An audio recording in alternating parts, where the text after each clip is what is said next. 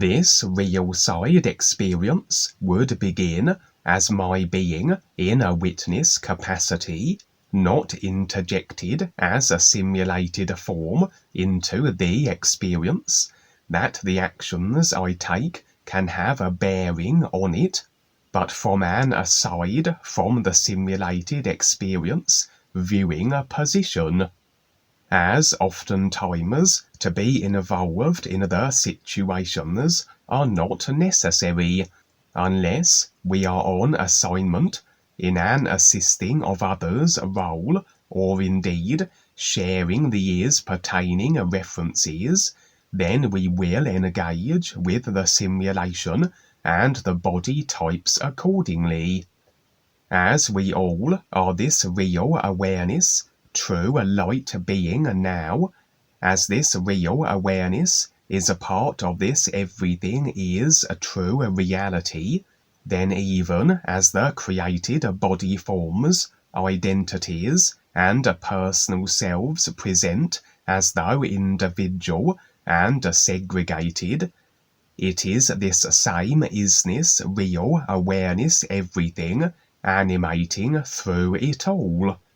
As such, everything that all consciousness comprises of now, all the ideas that spin off into all the affected simulated experiences and body forms, are available to the real awareness, and where it makes sense to do so, can the created personal selves be shown anything, any idea that is in effect now, in not only this creational realm, but any simulator in fact. My personal self in this experience would be shown then an individual that impressions revealed would be very instrumental in regards to what is to come, as the great creational wake-up and shake-up moves forward. Further impressions identified his species as human. He was male, but curiously, he was in the form of the Ukrainian boxer and current holder of most of the heavyweight champion belts, Alexander Usyk. Impressions suggested this wasn't the actual Ukrainian boxer, Alexander Usyk, but rather an overlaying filter that was concealing his identity, as though the guides, realizing the potential benefit he represented, were carefully affording him protection. And this is indeed a means of protection the guides do provide, a filtering off of certain key individuals that they can't be interfered with as easily, or indeed at all, on the real side. The outer form adopted here was more an indication of the kind of human that he was, a decorated world champion in various weight divisions, rather a representation of heart, determination, dedication and commitment, etc., risk-taking attributes. As I said, the guides afford protection accordingly. Each individual stepping up is unique, and as everything assimilated is based on agreement that affects it, that each individual is the decider, the formulator of these agreements, then really the extent of protection available is dependent on the agreements the individual holds to. If there is an agreement with another that the other can always harm and dominate us, this is a contract held to, an idea that always can affect such simulated scenarios, and the guides or anybody cannot countermand such agreements, as really the individual has decided to experience such, regardless of how such an agreement was originally created and consciousness installed. What happened next was a little along the lines of an experience new friend Ramon shared recently, where it would come to his attention of the possibility of him being set up by the dark forces in an effort to discredit him. For even though this man had an identity filter in place, operating in U6 form, the dark forces still were aware of his impending choice of stepping up and the threat he posed to the control the dark forces are desperate to maintain. As such, just like with Ramon's experience, the dark forces were cultivating situations to embroil this man in that would present him in a very unfavourable light.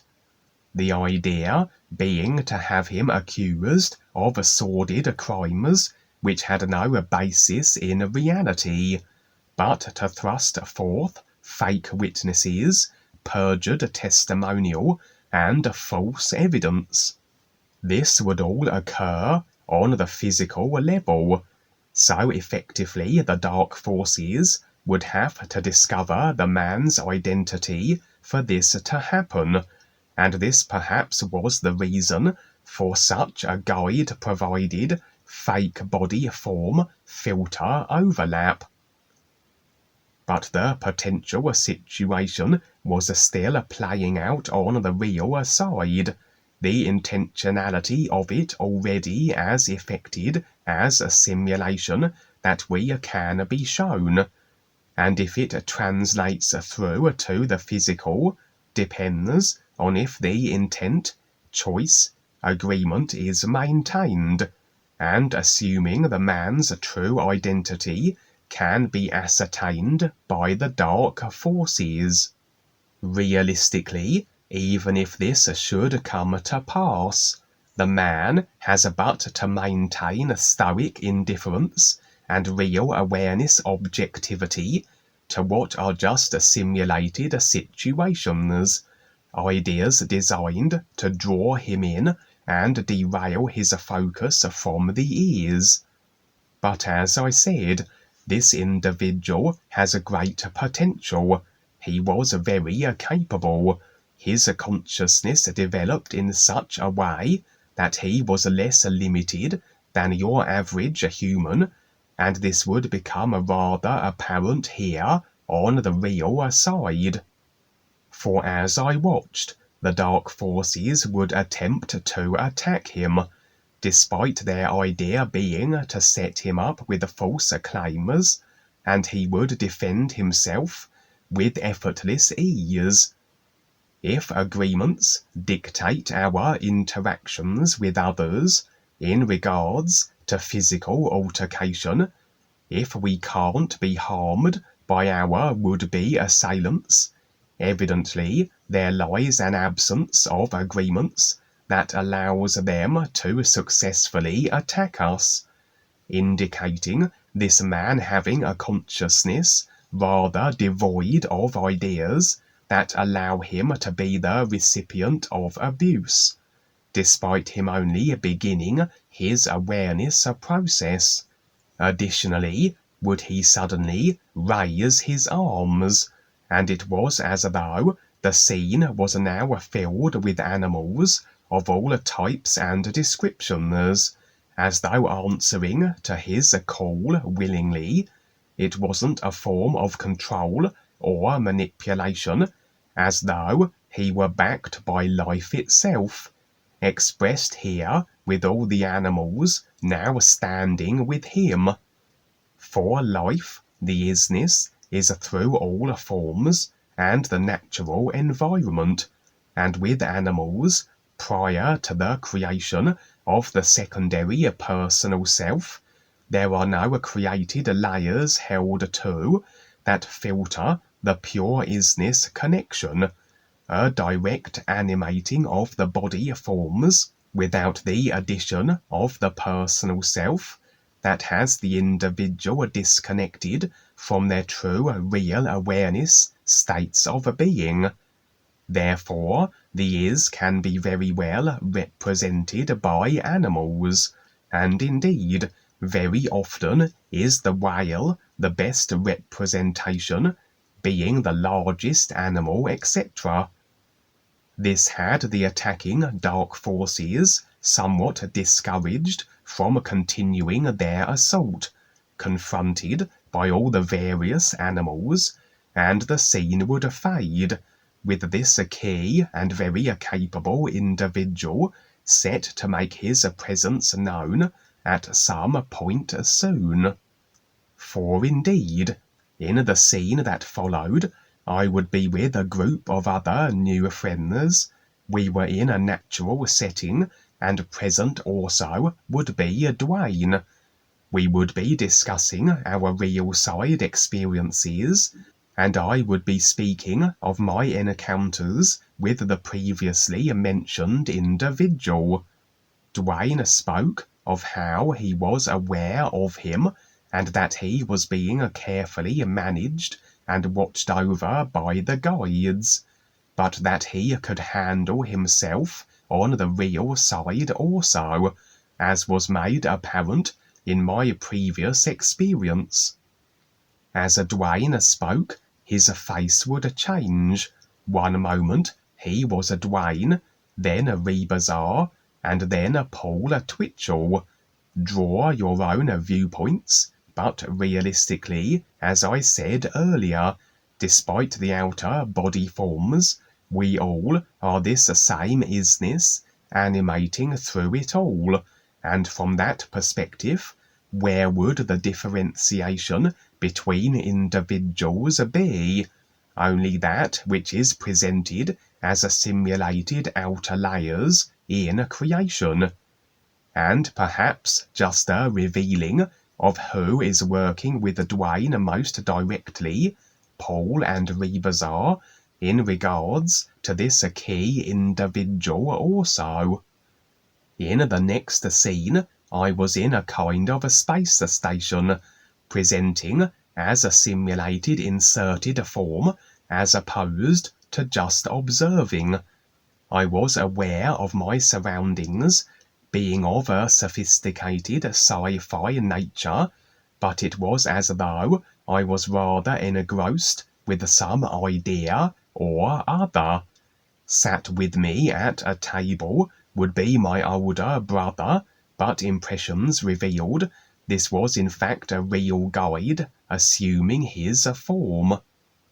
Whatever the idea was that I was deliberating over had rather seized my attention for the moment, and should I have maintained my focus on this idea, so would my experience be somewhat limited, as I wasn't allowing my awareness of anything other than the idea I was chewing over, and the realization that I was in a space station, as I said. The guide was patient to an extent, but then, as though to divert my focus from the idea I was mulling over, he grabbed what appeared to be a squeezy sauce bottle from the table, and proceeded to squirt its contents all over me. This had the intended effect. I released the idea, as though snapped out of it, and was now operating from a real awareness position, where potentially awareness of everything creational is available, as opposed to just a singular idea. As I became more attentive to my surroundings, not only was it a space station, but one teeming with all manner and variety of alien body forms, as though a kind of intergalactic community of affiliated species.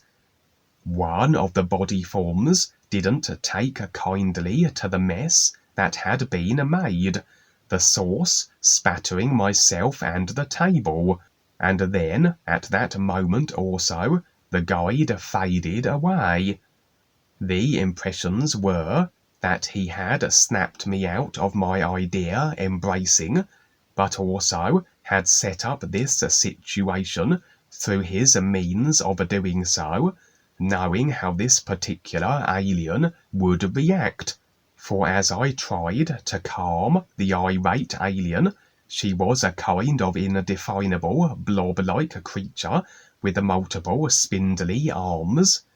This only incited her further, and she tried to strike me. I would block her efforts, and this would attract more aliens who were intent on backing up the blob female.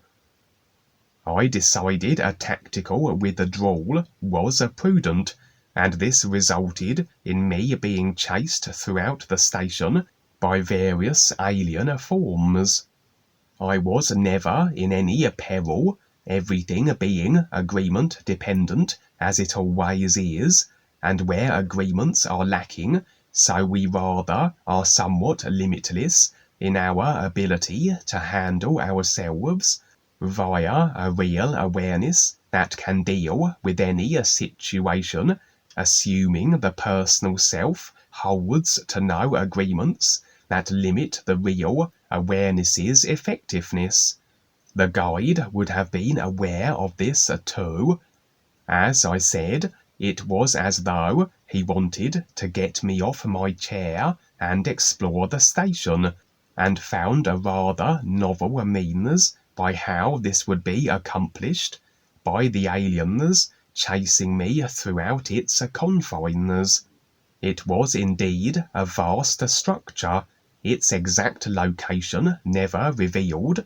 The overall impressions were that all the individual alien body forms here represented their respective species, and were gathering here as a further indication of the various species stepping up with the guides, as though putting down any differences and grievances they have with each other to focus on the bigger picture, the impending simulator destruction and the means of extrication, recognizing the ears aside from creation.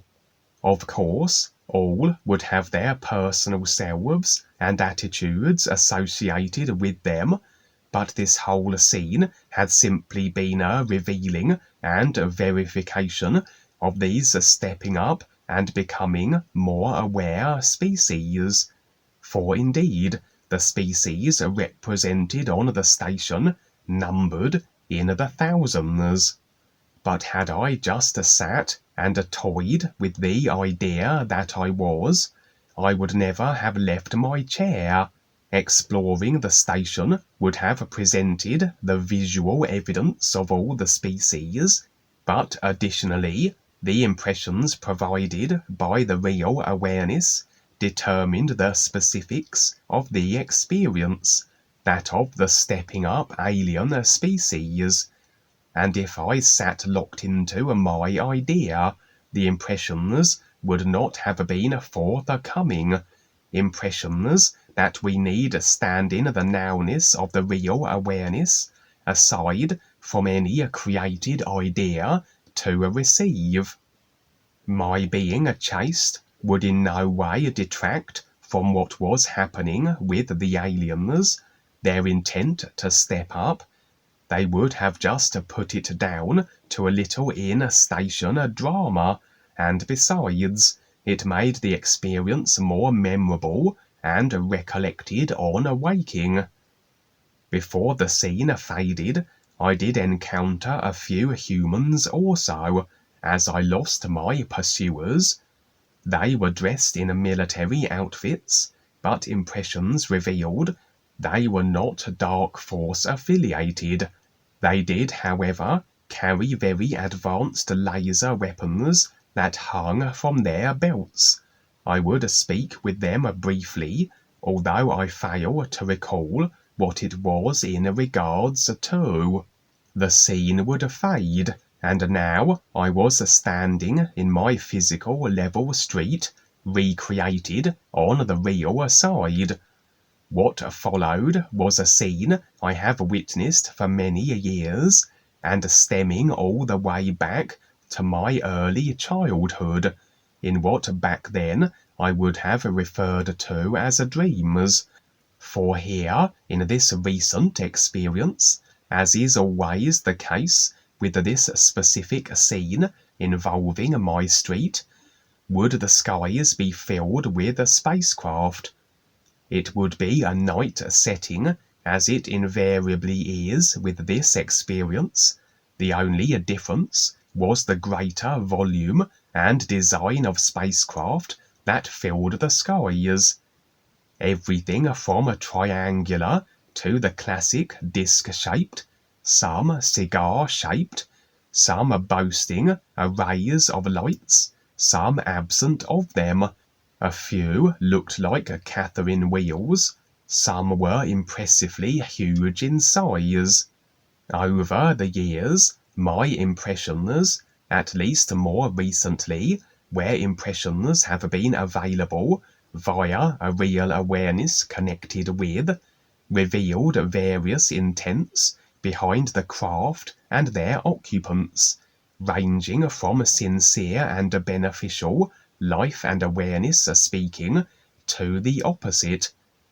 As though always potentially would such an event occur, an actual alien visitation, and one made very apparent on a global scale, but the nature it would take would never be consistent, as on some experiences would the intention be that of destruction and depopulation, and on others an assisting effort on behalf of aliens that were with the guides, etc. Again, it's agreement dependent, and the agreements the human consciousness hold to predominantly dictate the doors that are open to other species and the roles made available that they can assume, dominators or benefactors. In this case, and most recent view of this potential future global situation, the skies were filled with a vaster variety of craft design to indicate the greater array of species that were involved, that were choosing to make their presence known on the physical Earth, and impressions revealed that every alien species that the craft contained harbored beneficial life and awareness intentionality. This would tie in with the previous scene, the various alien species operating in the space station, that of an overall stepping up real intent shared amongst vast species of assorted aliens, and including what would be effectively for the average misled and controller orchestrated information deprived human a first contact scenario. Interestingly, as I watched the skies filled with the various craft, my uncle and aunt were present, but despite the sheer apparency of what was taking place, they were adamant that they could see nothing. My aunt and uncle would be examples of those who are completely personal self-immersed. Not only that, but individuals that accept everything as fed to them by the controllers. Their sense of what is possible dictated to them by the dark forces therefore. And so for such a people, the concept of alien life would be beyond their comprehension and ability to accept. And so, even though the presence of the craft filling the skies couldn't be denied, my aunt and uncle still were unable, or claimed to be unable, to see the spectacle. So adamant in their contentions and considerations in regards to the possibility of aliens, that it could be the case that they literally couldn't see the craft. that they applied their own filters to what was taking place. For simulation will follow how we have constructed the consciousness, our intent and choices, and should we cling to a certain consideration of how we think the world is, we can make adjustments to our affected body-vehicle mechanics that reinforce such, as after all, the dark forces have applied filters to human consciousness-affected body forms that conceal creation and the earth as it actually is, as shrouded in darkness due to simulator deterioration, and trauma, or that which would be traumatic to belief systems held to, can induce various states of amnesia, perhaps even instantaneously, a protection mechanism as constructed by the individual, a little like the sensor that filters out certain real-side experiences or particular features of them.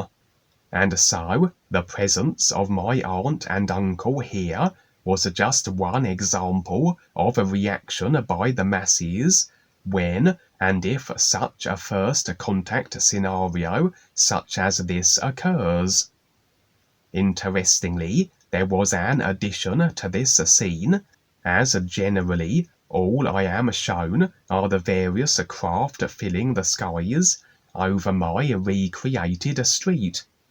As we have come to learn, and indeed, as I have been shown on the real side also, is that in the event of beneficial aliens making their presence known, if the dark forces can't prevent such from transpiring, they have an alternative card to play, in that they may stage a kind of faked alien invasion through the use of holographic technologies.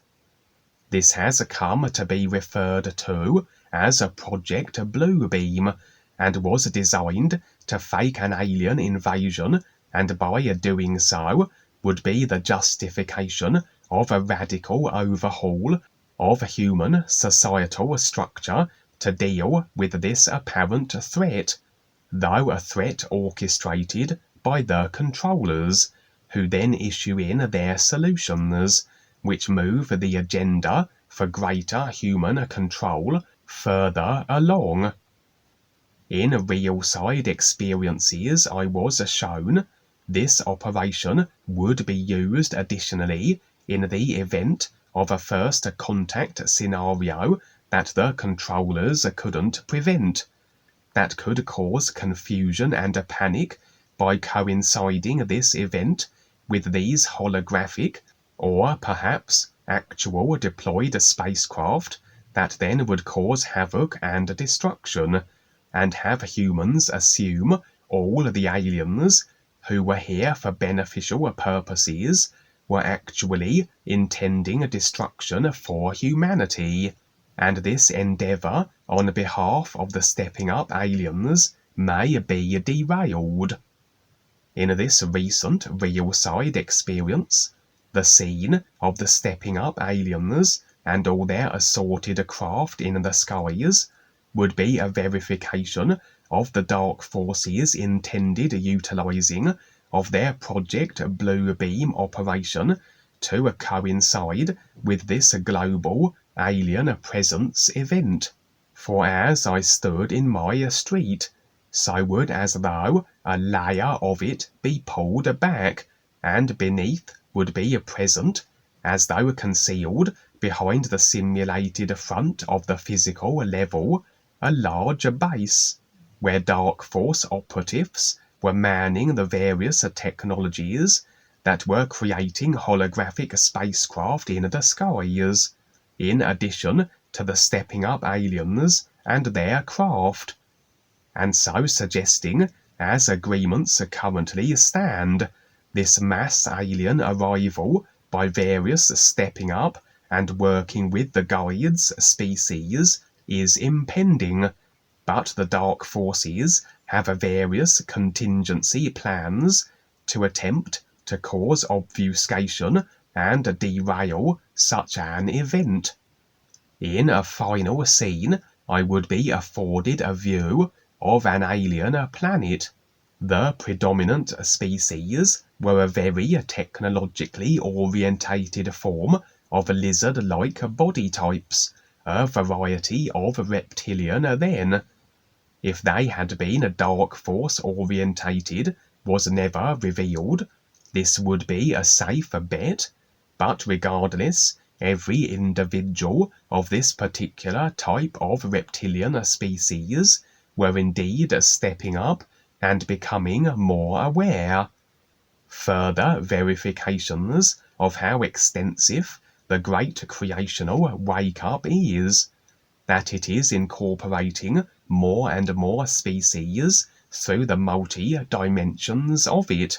For as I said, this entire species were setting their intent with the ears, so for them it was a globally accepted and agreed to affair. Their appearances were that of bipedal dinosaurs, although as they became adults, so their lower jaws became very extended, and this seemed to be the main feature that would set them apart from all other reptilian types, I would suggest. Their world was very desolate, predominantly a desert, and the impressions were that a decision had been made to abandon it. That, yes, they all were on their individual processes of awareness, but it was also prudent to relocate somewhere more conducive, survival-wise. This would be made easier by virtue of the ever-growing intergalactic alien species community that was establishing itself, as verified through the scenes I have just shared, in that these reptilians had options, other alien races willing to accommodate them and provide them with a more hospitable home. Why their own planet was in such a state of deterioration was never revealed. Interestingly, the adults would be relocated to a certain planet as provided by another alien species, but the children had an altogether different destination, for indeed the children were to be sent to Earth. The timing would be such that they would arrive after all the various aliens arriving en masse in their sky-filling craft had made their presence known and been accepted, as though then the Earth and humanity would be brought into this galactic confederation of collaborating and stepping up alien species. With this achieved, assuming the dark forces don't disrupt this event with their interfering operations, so would it be arranged for humans to take on the children of this reptilian species, as though adopting and incorporating them into their own. And so it was that the reptilian children were being placed upon what appeared to be a spacecraft of a kind, to be deployed to the planet Earth, where they would then be rehomed. Interestingly, the children were not taken on board the craft, as these craft had no interior.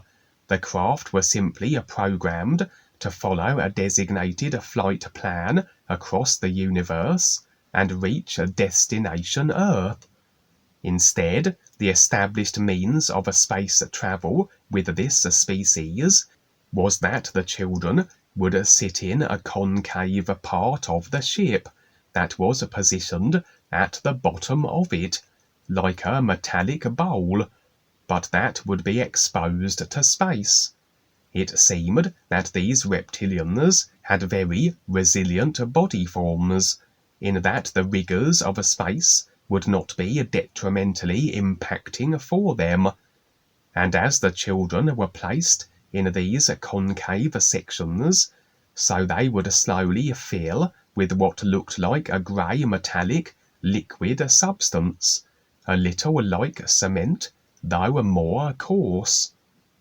The children were upset generally at being separated from the adults, but nevertheless it had been decided and arranged, and as the liquid metallic mud substance filled and reached the top of the concave structure, so it would as though solidify, and the child become dormant, their entire bodies submerged, except for the top of the shoulders and their heads. It was a form of suspended animation, to allow for vast distances of space to be traversed while in a state of induced and maintained sleep. The experience would end there, and overall a promising state of affairs, verifying the sheer array and volume of alien species and body forms stepping up and deciding to become more aware of this formulating and continuously expanding intergalactic community of these becoming more aware species, and of the intention of incorporating the Earth and humanity into this confederation also, initiated with a global event which verifies beyond a shadow of a doubt the existence of aliens, and of humans accepting other body forms to live on Earth among them, the children of the reptilian species, whose own planet was no longer viable as a home.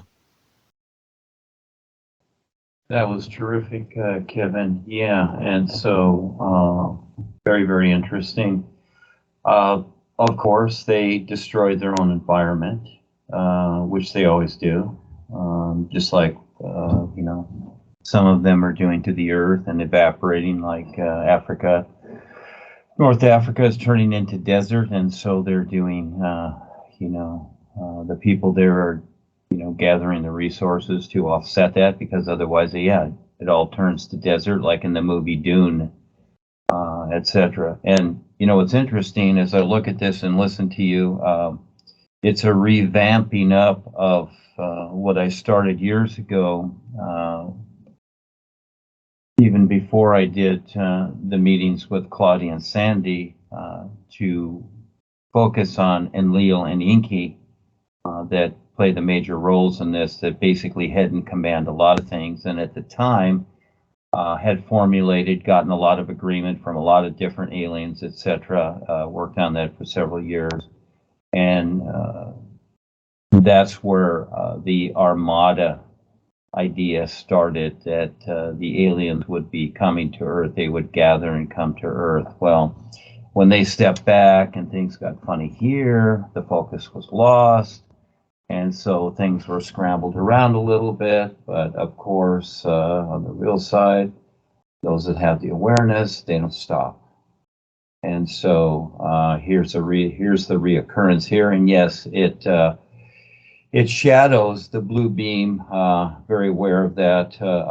This idea of NASA. That's why they're doing the chemtrails too, because it's a reflection. They can use all the particles and nanotech in the atmosphere to reflect, and this was their big alien invasion. And of course, they're going to infiltrate, and just like we see with the elections and whatever, you know, through the Trump elections and all the other ones, where if there's riots or whatever, they instigate that, they create that. And so they're going to create this. So yeah, it's a toughie. It is really, you know, I can see for many people hard to decide how to go, what to consider, because it takes a lot. It really takes a lot.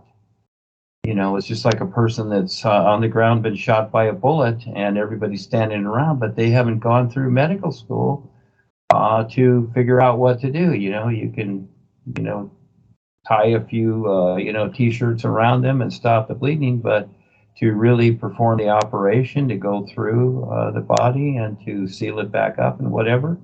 That takes a lot of training. So just the same as this, it takes a whole lot. And that's the idea of being here, the people here. This is the focus. It's not a vacation spot, but yes, it's nice here, and we have more freedom and whatever here, but the idea is to keep the focus, and that was lost when we first got here and the people left, etc. All that was lost and obliterated, and so had to reformulate it, but on the real side, it's still held so, and so it's coming to pass. And just like what you were saying there about your relatives, it's interesting, yeah. Because a lot of people, they're in such denial, they don't want to see it. It's in their consciousness. They really don't want to see it. They know about these things, they hear about it, they see sci-fi movies as entertainment, but they don't see the real side. And so it becomes very, very interesting as we become more aware of life and see it as it really is, and creation as it really is. And you really have to have that sincere, honorable intent to do that, etc. And seen this before, etc. Others have had the experience too. Way back, ReALLcourage saw he turned into REBISAR and back and forth, and others too. Bill Wilson, he was one of the first sign-ups with my courses many, many years ago. So he turned into Paul Twitchell and back and forth. And it's because of the awareness. It's not the personal side, it's the awareness. And so what is shown is they have the same awareness, same intent, same sincerity, etc. That's why it's being performed like it is. But for the most part, most people can't see that because they're looking at the human form. That's why I'm questioned as to the so-called images that Ava and I put out there. And it's like, well, why don't you show your face all the time? Whatever. Actually, there are the image that Ava has on hers. That was me in that was in 2001. That picture was taken by a friend of mine. That kind of bluish picture. That's an original. But otherwise, no, I don't, because I want to point people to the real side, not the personality. Not going to, parade this personality. Especially like Harry has done. Darwin did it, Harry did it, and as I went through that, I looked at that and I said, I don't want to do this. I don't want to do this the same way. So I started off referring to the experiences that I had with REBISAR, and that's what the books are about.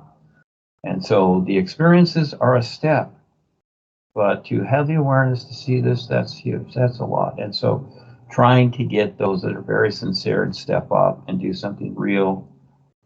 And with what we're doing here, that's toughy, and to keep the focus, that's all.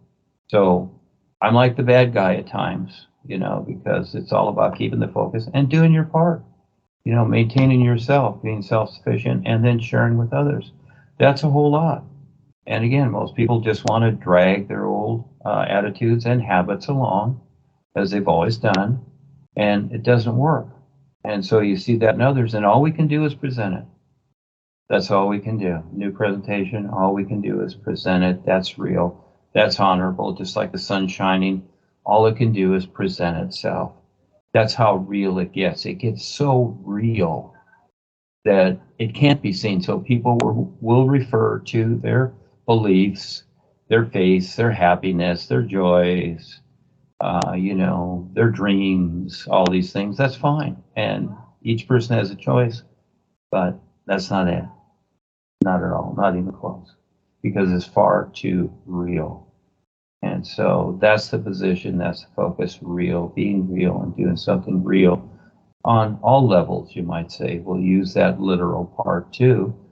And it's very, very important. And what you're presenting here and what you've experienced, Kevin, and sharing, just terrific. And very few people have the courage to do that. And I've known many seers and many people, and, they've backed off. Why? Where are they going?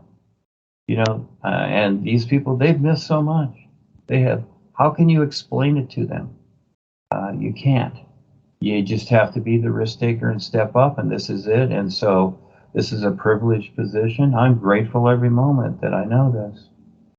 And my focus is everybody that wants to be a part of this realistically.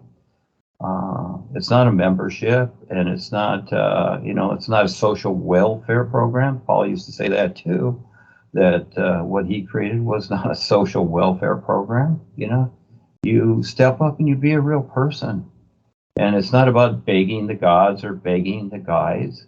It's about learning to see what's real and stepping up and doing it, just like your parents raised you.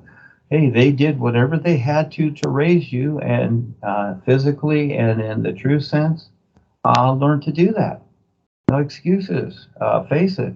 And yeah, you're going to go through the good and bad times, the up and down. I do too. I still get discouraged by certain things and the nonsense, and I would like to do more, etc. But I got to deal with it here. This is just how it is.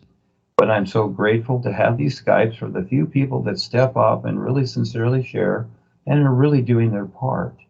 And you're just terrific, Kevin. Thank you. Thank you. And so, sing the new you song. It is your connection to the true reality, the all is, that the real you, your real awareness, is a part of. You